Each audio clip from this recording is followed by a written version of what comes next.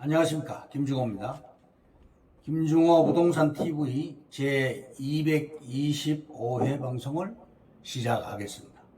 오늘의 방송 주제는 원시림에서 준상업지를 발굴하라, 이러한 주제입니다. 구독, 알림, 좋아요를 눌러주시면 더 좋은 방송으로 보답해 드리겠습니다. 먼저 부동산 신정보를 전해드립니다. 계약금 3억 포기합니다. 잘 나가던 잠실에 무슨 일이? 8월 24일 한은화 기자가 보도를 했는데요. 서울의 잠실 아파트 단지에서 최근 매수자가 3억 원대의 계약금을 포기하고 매매를 취소한 것으로 확인되었다. 매경신문입니다. 작년 11월에 거래된 최고가 32억 7천만 원 대비 약 4억 8천만 원이 빠졌습니다. 현재 단지 내 같은 평형의 건매물은 28억 원, 매수자가 3억의 계약금을 포기하고 건매물을 다시 사들이는 게 수수료 등을 제하더라도 더 유리한 상황이 된 것입니다. 잠실 엘스 아파트는 4억 5천이 하락되었고 리센츠 아파트도 4억이 하락되었습니다. 강동 고코득 아르테온 아파트 33평형도 5억이 하락되었습니다. 내일경제신문의 이상훈 기자가 8월 23일 날 보도를 했는데요. 구리 토평동에 스마트 그린시티를 조성한다. 토평동은 구리시 8호선 연장이 되고 별내선과 세종시에서 구리 구간 제2경부 고속도로가 내년 개통 예정이기 때문입니다. 토평동 일대가 그린벨트로 묶여 있기 때문에 백경현 구리시장이 원희룡 국토부 장관에게 그린벨트 해제를 강력하게 건의하고 있습니다. 다음,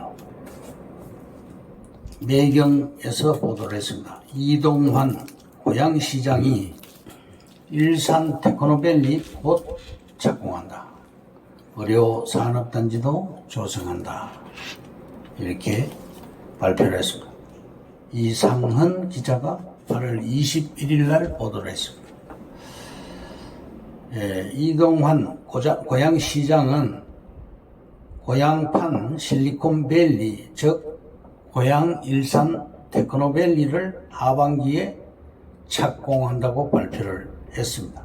면적은 87만 평방미터, 26만 4천 평, JDS 지구의 대규모 반도체 클러스터를 구상 중이라고 또 밝혔습니다. 일산이 좋아집니다. 다음, 공공재개발 2차 후보지 8곳 발표. 서울 도심에 1392호를 공급한다. 머니투데이의 이소원 기자가 8월 26일 날 보도를 했습니다. 마포구, 아현동 등 8곳이 선정됐습니다. 다음, 요즘 신문기사에 컴팩트 시티가 많이 등장하고 있습니다. 컴팩트 시티란 압축된 도시다. 고밀도 도시, 이런 말입니다. 지하철 역세권 중심으로 고밀도 도시를 만든다는 목표입니다. 역세권 고밀도 개발 계획인 것이죠. 선 교통망 마련 후 개발 방사형 방식으로 역중심 반경 300m까지는 초역세권 상업지를 초고층으로 오피스 빌딩 위주로 건축을 하고, 또 반경 300에서 600m까지는 중고층 빌딩을 건축한다. 반경 600m 이상 지역은 중밀도 저층 주거지를 조성한다. 이런 계획입니다. 우리 땅은 역 반경 380m 이내에 위치합니다. 시행사에서 땅을 확보할 시 아파트 건축 시 크게 남는 장사가 됩니다. 남위례역 3번 출구에 평당 1억 2천에 300평 땅이 나왔는데요. 모텔역 땅이고 360억대의 땅이 나와 있습니다. 정부의 방침은 전철역 앞에 공공임대 아파트를 많이 공급하겠다.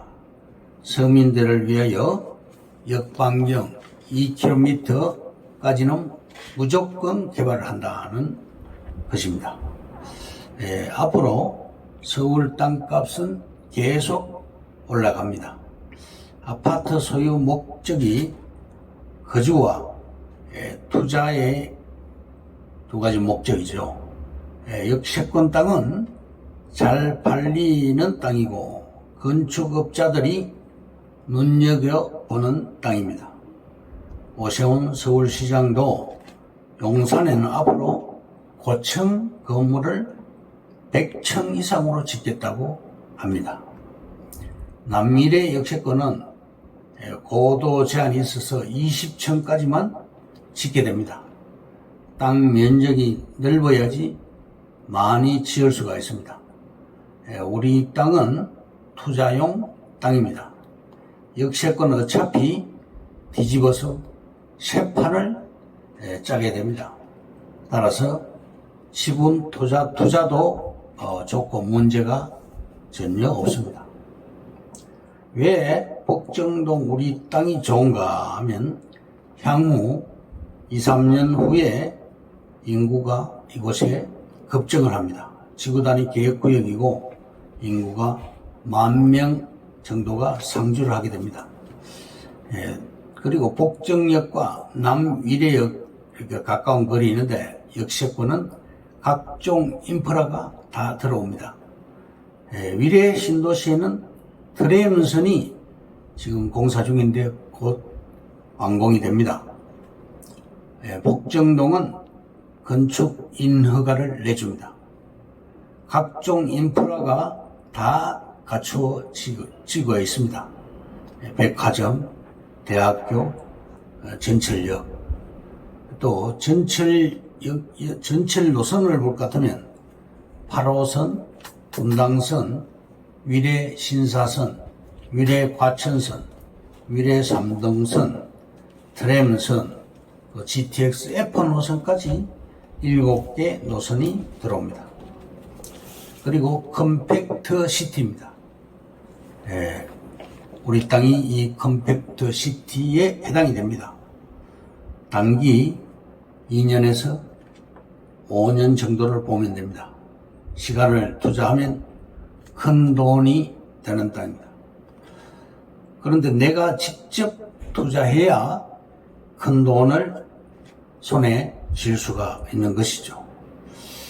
위례 신도시는 현재 상업지 비율이 굉장히 높습니다.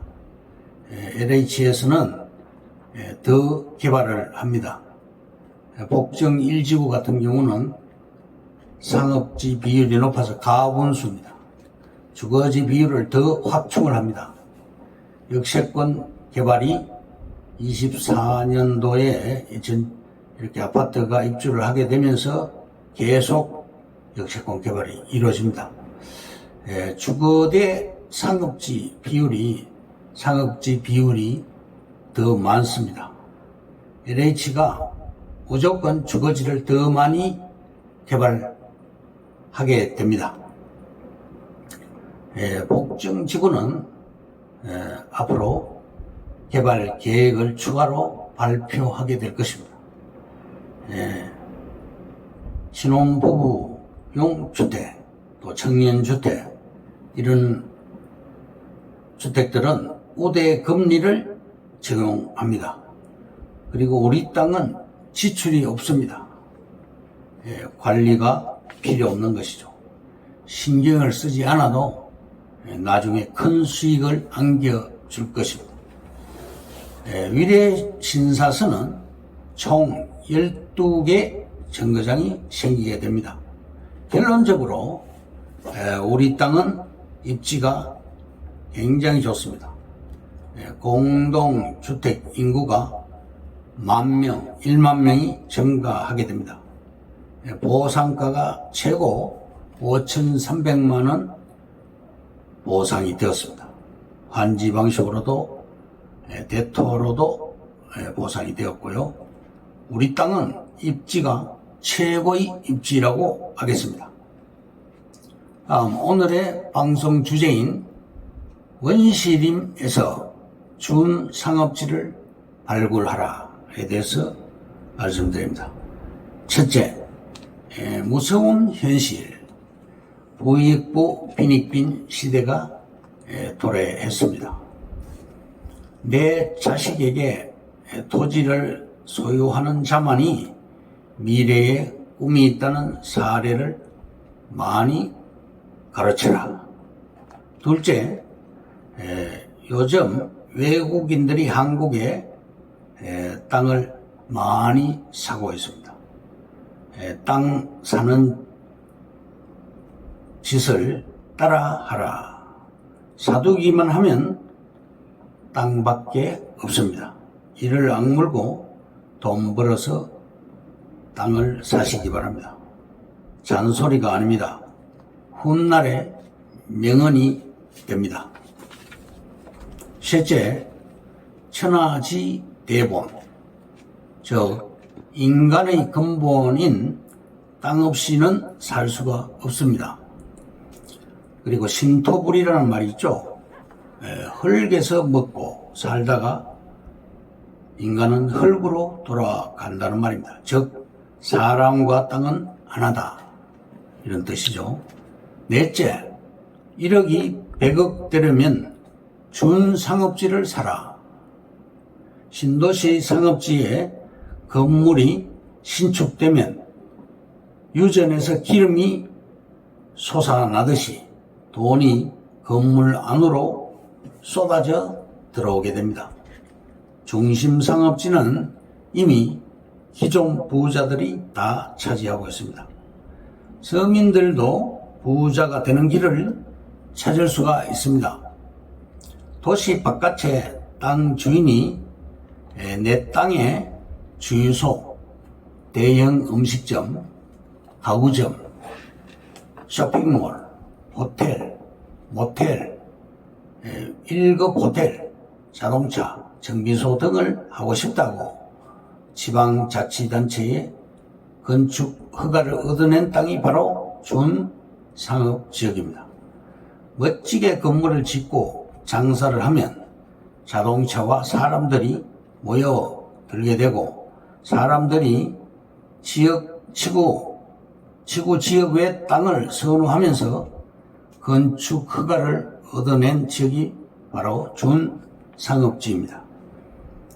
다섯 번째, 준상업지의 땅 매입 방법은 토지 관련 법규를 몰라도 토지 전문 등록 법인회사의 말만 믿고 사도 됩니다.